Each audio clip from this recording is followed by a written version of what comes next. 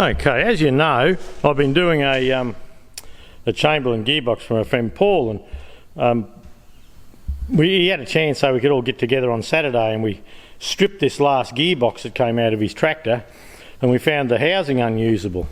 So we have another housing here that I've got ready to start putting together, and I thought I might do that today, but I'm thinking I might not have time with packing up to go away with the nephew. But when he bought this gearbox, or this tractor, he bought it from a bloke in Victoria, and then the fella, after he paid for it, the bloke said, it jumps out of reverse gear.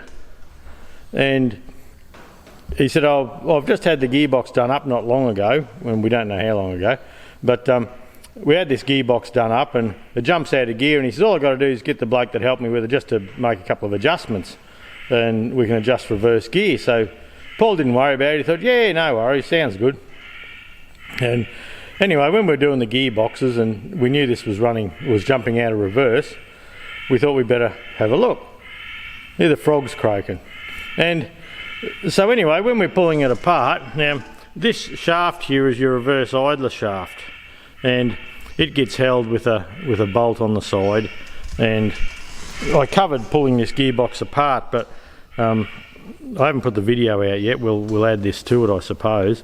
And what happens is this shaft goes down in this hole here, and there's a bolt comes in from the side and stops it from turning in that hole there. So that goes down in there. So this was jumping out of reverse, so we thought, well, I'll keep my eyes out and see what's going on. So they had a homemade dodgy pin in here. Instead of the proper taper, it was just a bolt they'd screwed in with half a, probably the wrong taper on it. And so anyway, I stripped the gearbox, pulled this out, and where the PTO gear goes, it's supposed to have a thrust washer here, or a bearing actually sits against the housing, but that had eaten away and they just had a standard washer sitting in there. And I didn't notice at first, but once I had a look, what they had done, these are just bits of tin. They had these little bits of tin folded up and jammed in to take up any wear. So instead of getting it line bored and done properly, they just cut a couple of pieces of tin and put down the hole, and that was their shim. So without major work, I need to send this over to Brian Block, get him to line bore it for us, but which won't be happening. But all they needed to do was take it to an engineering shop, get these two bores sorted out, and put a spacer in there, because you have a bolt here, you'd Loctite it in, and you have a hole coming through with the bolt to hold it all in place. So they could have had it repaired easily. But yeah, the dodgy buggers, they sold him the tractor, they knew it was jumping out, and they'd done the gearbox up recently. So there you go. I don't know if they were planning, if they knew he was going to do the box straight away or not, but that's got to be the bodgiest repair I've seen in quite a while.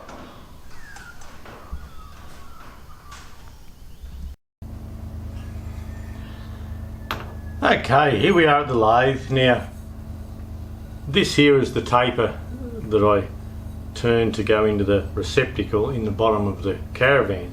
It's an old piece of pipe. I had to turn quite a bit off it. I should have the offcut here somewhere. That was what it started off as, just a bit of old pipe out of my scrap bin, and I'll probably just tidy that up with a little die grinder inside. But look, what the plan is from here is I have a slug in the lathe here, and I'm going to put a step on it just so it fits down inside this, and we have a larger lip there which gives me a surface to weld on. Now whether I weld all the way around or just tack it on, that remains to be seen, depends what I feel like doing at the time. And I didn't have a proper bolt, and I didn't feel like going to town, and I didn't feel I had enough meat here to single point one, so I had an old tow ball, so if I can just find the rest of it here. It's an old tow ball. Every couple of years I change my tow balls out just for safety's sake. So I found an old tow ball and I just parted that off. And so this washer that sits up the end here, we're going to bore a hole in this section and weld this to there, and that'll give us the proper tow ball size for the push bike carrier. So this will sit down in there somewhere, so we'll have plenty of thread left. I'll probably tidy that thread up. It's got a little bit of surface rust on it, but it's nothing critical. But it's a metric thread on this, 22 millimeters. I haven't measured the pitch, I don't need to in this instance. So yeah, we'll start on this little piece here, and look, all we're doing is putting a lip, look, probably 1/2 inch maybe, coming down into this piece of pipe. And it doesn't have to be a real tight push fit, it can be a just a snug fit, and that's all sort of thing. So we'll get the lathe going and we'll work from there. I've got Cali Dog here helping. Hey, you in the aircon. Might help if I turn on my lathes and my things on first. I was in here yesterday and I buggered around yesterday, but didn't film anything. My camera battery went flat.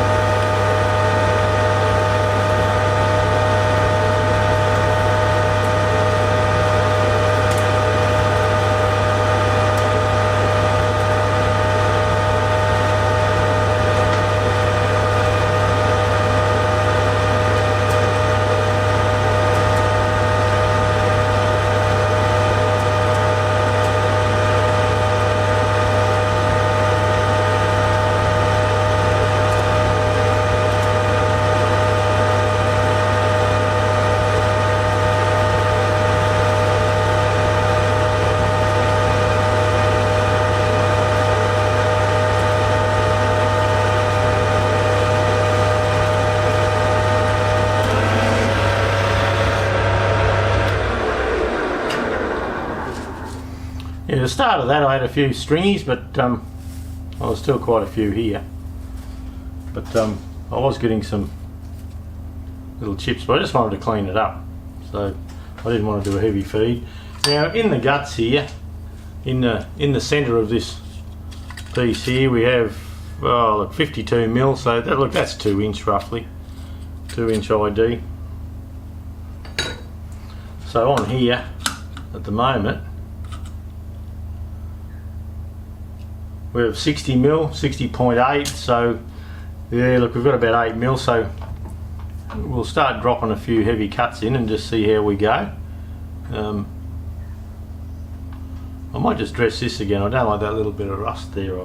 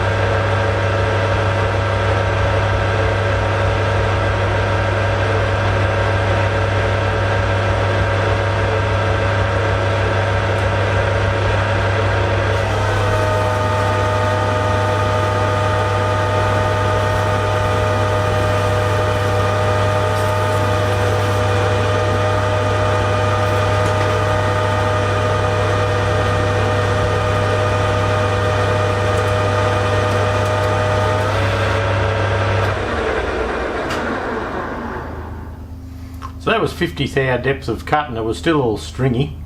So we're sitting at 640 RPM. I'll go in, we're just going a bit deeper. We're hanging out here a little bit, but we'll just have a fiddle, I think. I'll zero that out and we'll go in. Reckon we dare do 100. Let's try it. What have we got to lose? A carbide tip. Let's see.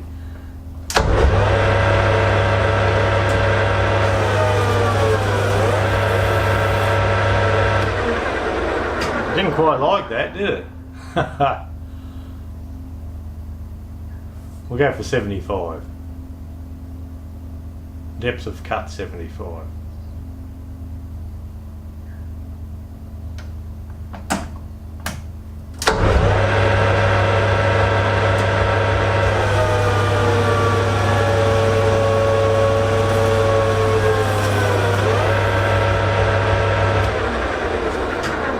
That's beyond the limit of my little lathe.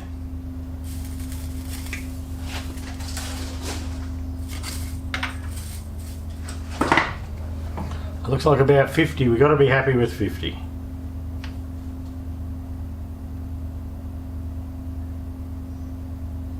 Nice even number anyway.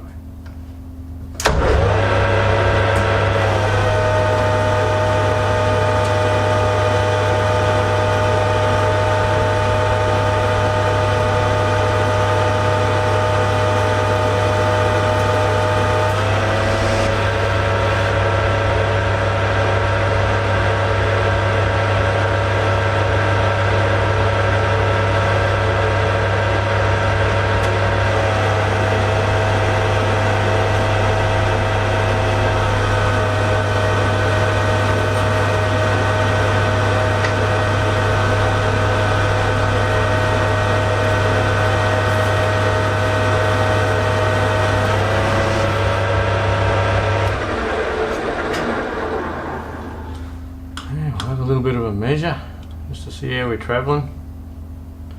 53.7.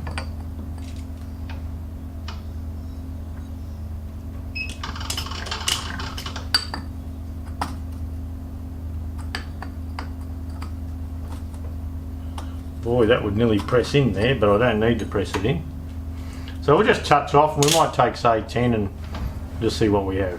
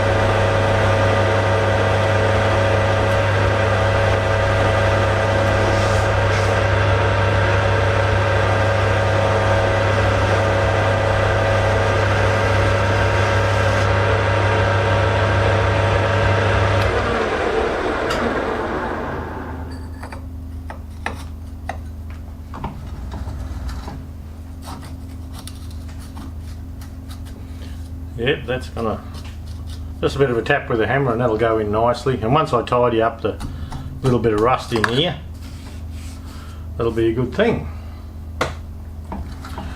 Probably wouldn't hurt to put a dad of a chamfer on there,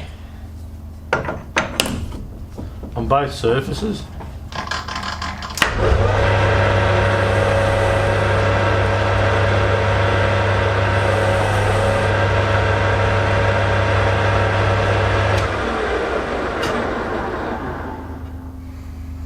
Okay, next, pop a hole up in here, and we want clearance for this bolt, so that's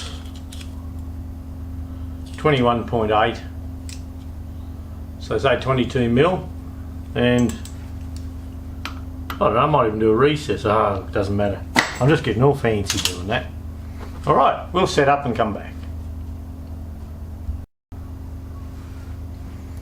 Okay, we're just going to pop a centre in before we drill.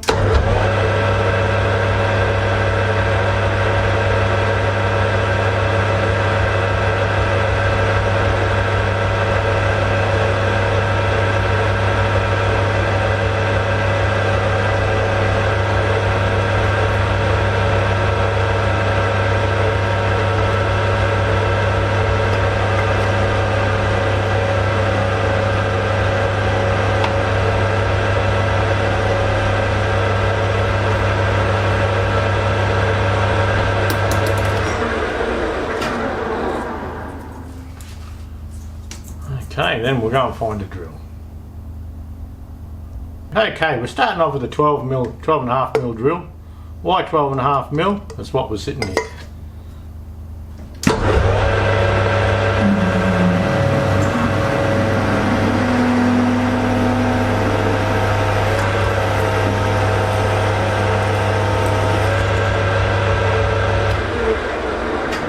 Might slow that up a little bit, feels a bit fast.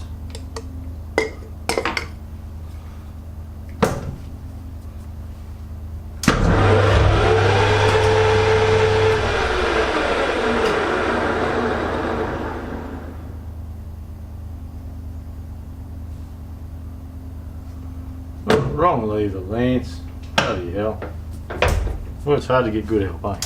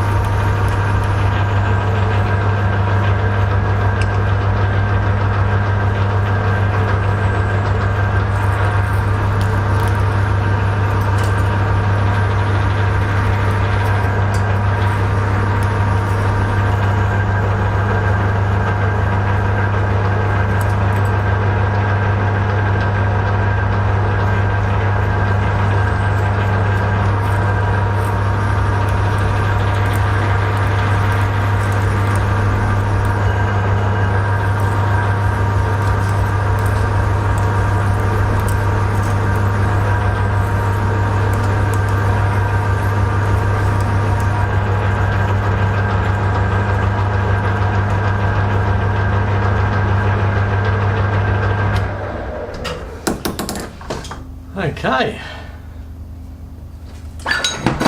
we'll give this a little bit of a wipe off.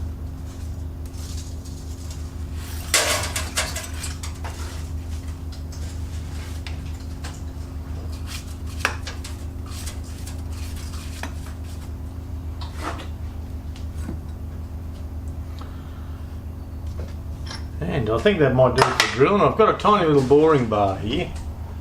So I might see if I've got enough room for the boring bar.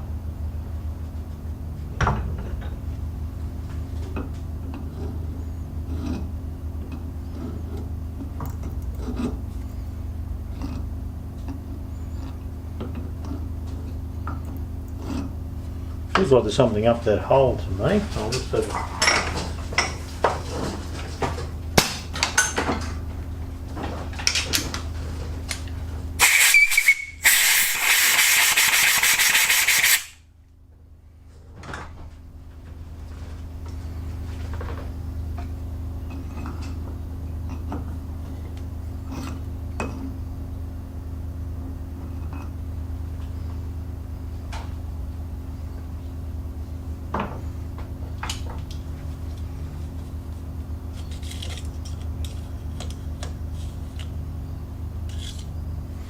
.32mm.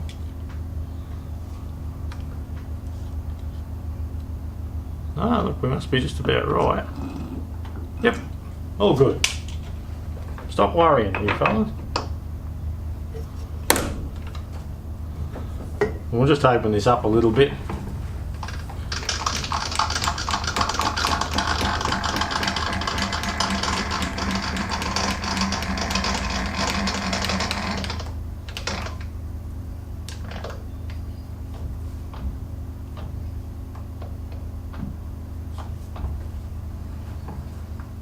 goes in. Okay, just where it's touching there, I've just zeroed the DRO, so I know how far we're going. We'll pick up the speed a little bit. We'll pop him up on, I think I'll just go 640 again, and we'll just see how it goes.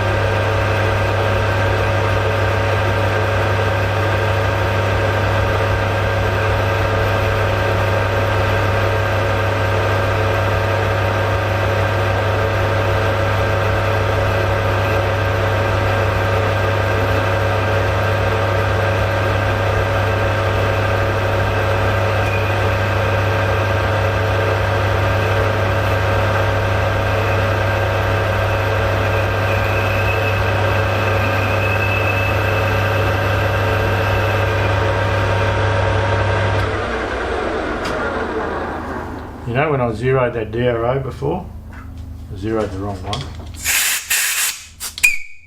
But anyway, don't tell anyone. It's between you and I.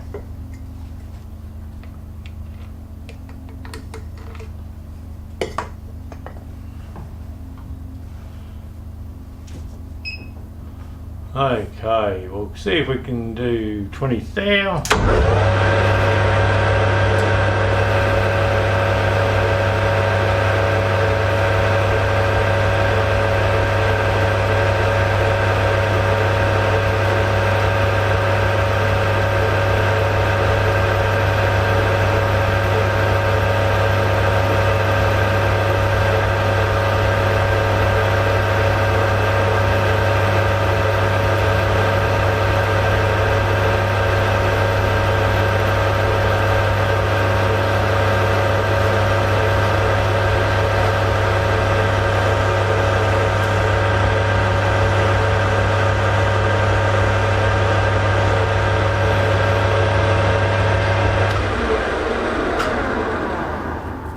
That one wasn't clearing the chips well.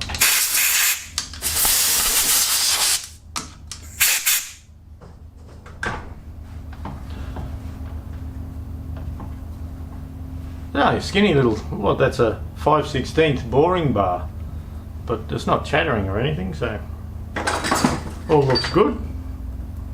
Okay, we'll give it another 20.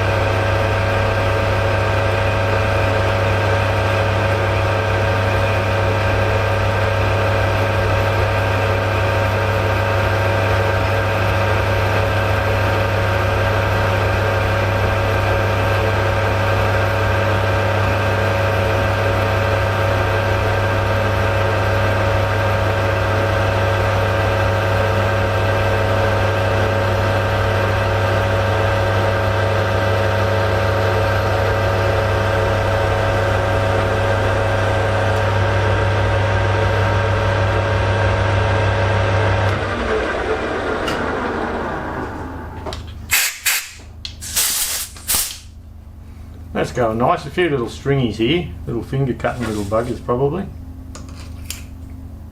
Seems to be stringy chip day today. I probably should get up it more, but anyway.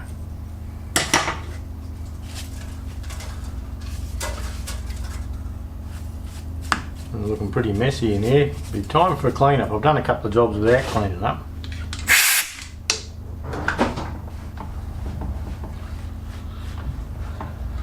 Okay, where are we going here? Look, that only looks like about 3/4. Long way yet, lads. Okay. Let's test this little bar out, eh? 20, 30. We'll go 40 there. That's double what our other feed was. Just see how it goes, eh? Just for the fun of it.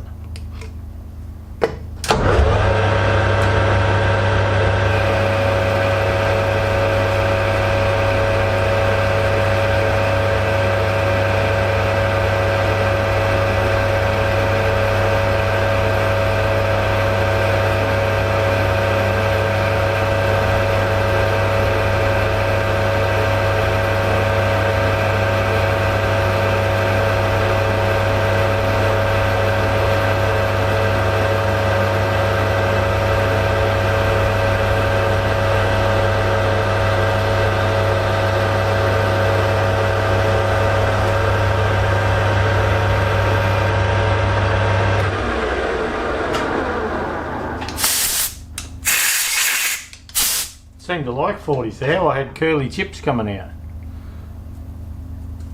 See little curly fellas. Not number 9s. Okay, let's do another 40, eh? We'll zero that out. We'll wind him out 40. So that's 640 RPM at 40 thou.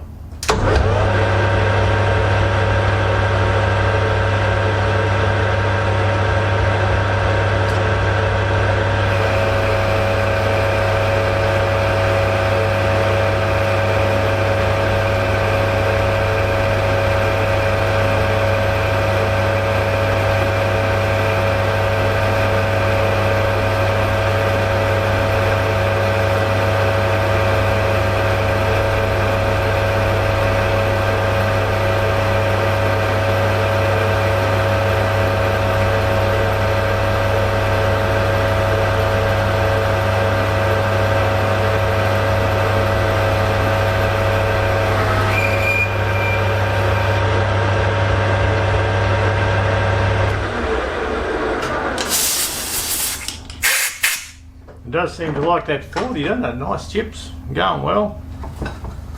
What do we got here? Oh, look at that. Now this, the unthreaded part on this, whoop, the unthreaded part's slightly fatter than the thread, so the thread's just going in now at 21.4 and this one's 21.99. So we might just pull a little 10 thou and use that as a bit of a spring cut, I think.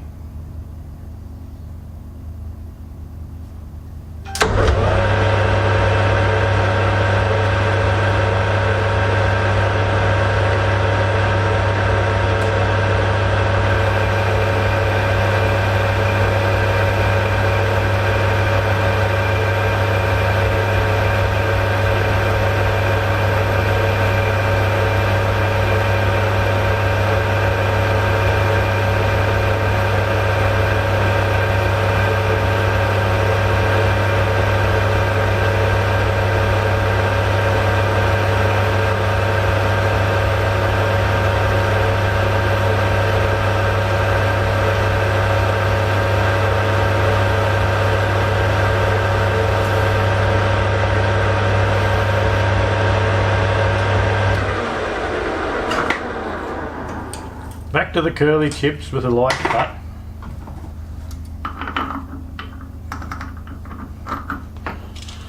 Okay, we'll have a quick measure. 21.62,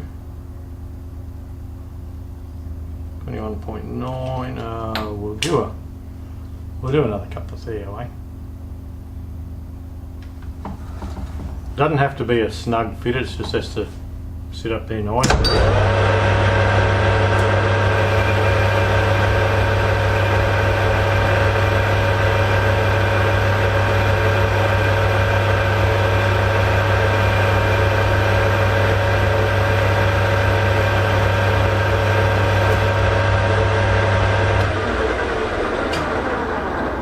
And we only had to go the depth of that chamfer there anyway, so that'll be okay.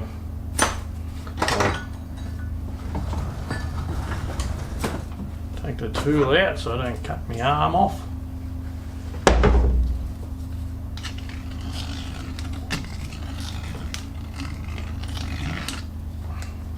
Bit of a deburr.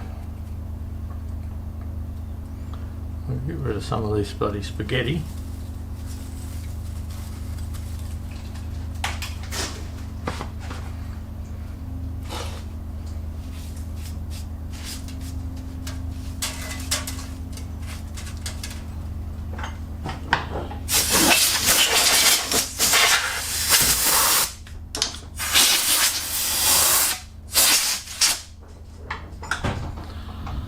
Okay, we'll drop a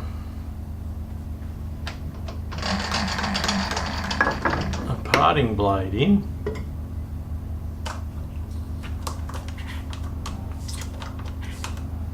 I'm pretty sure I set this for being true yesterday, but we'll have another look.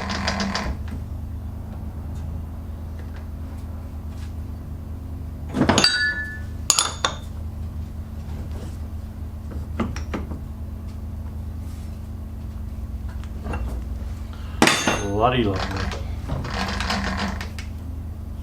Whoops. Perhaps I should lock it on first, eh, Lance? We'll just redo that bit.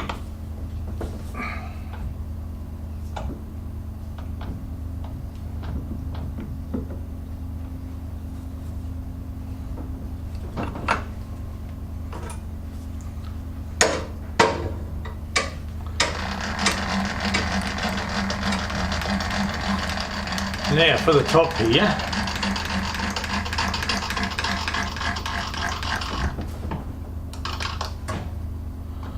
what have we got there? That's about lined up there. We'll zero that. Just doesn't matter how fat this is. I reckon if we go probably 5/16, something like that, will be plenty.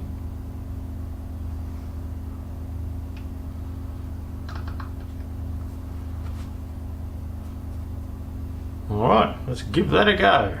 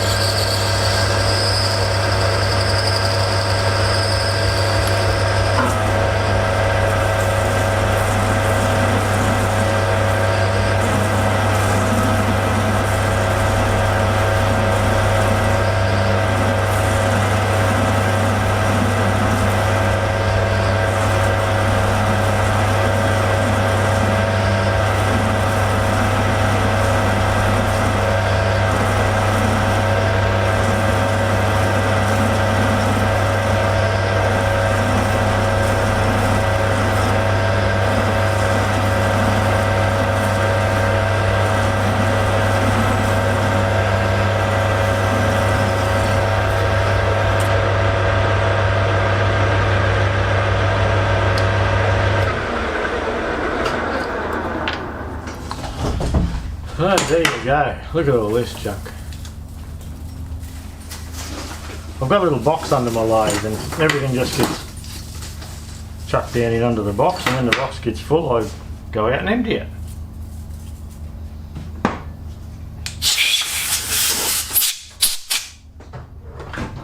Okay, now this isn't, oh it's a bit warm. Whoa.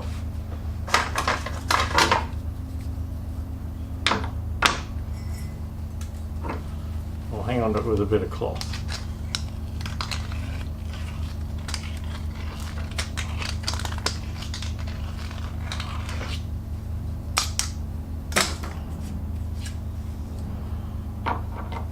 Alright, so with this fella here, we're hoping this goes through the hole. We've got room to, I just tack that on, it hasn't got to be a major weld. That gives us room for the stand, and that'll give us a full nut and a washer, and it'll be about level, so that's okay.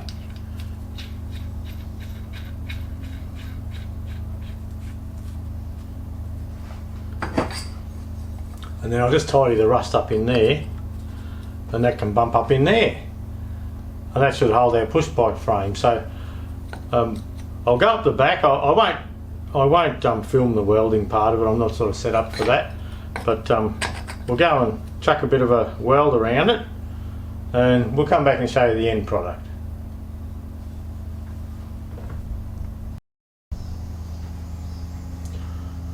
Well, there you go. I actually brazed this on. I welded the nut up the back and I brazed the pipe. I only did that because it was thin wall, and I thought if I started welding in round there with it, you know, it might have had burn back, so I thought brass will do okay.